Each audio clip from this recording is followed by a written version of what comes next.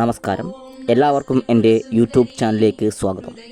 ഇന്ന് നാം പരിചയപ്പെടുത്തുന്നത് വജ്രവാരാഹി മന്ത്രമാണ്. ഈ ഒരു മന്ത്രം ഉരുവിട്ട് ഒരു രാത്രി പുലരുമ്പോൾ നിങ്ങളുടെ ഏതാഗ്രഹവും സാധിക്കുമെന്നത് 100% ഉറപ്പാണ്.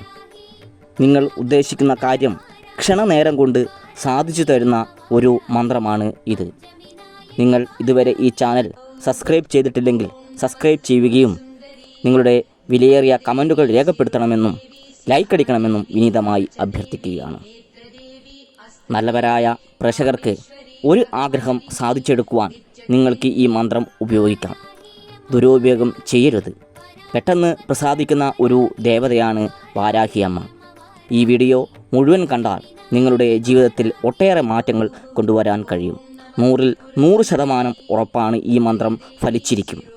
ഇപ്പം യൂട്യൂബ് നോക്കിയാൽ മുഴുവൻ വജ്രഘോഷ മന്ത്രമാണ് ഉള്ളത്.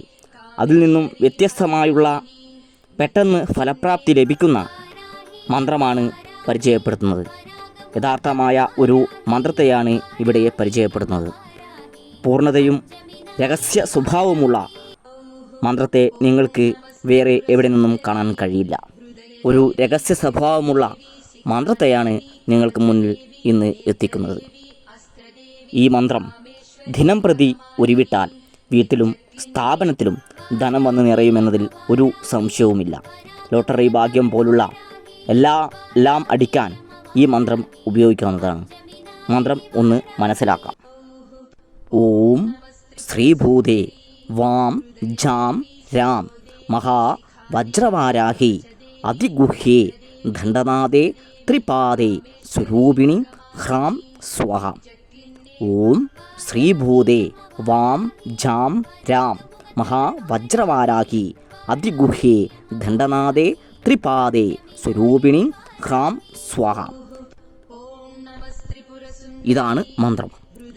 ഇത് നിങ്ങൾ പഠിച്ച് ഉറച്ചതിന് ശേഷം കാണാതെ വേണം ഉരുവിടാൻ. ഈ മന്ത്രം ഉരുവിടേണ്ടത് രാത്രികാലങ്ങളിലാണ്.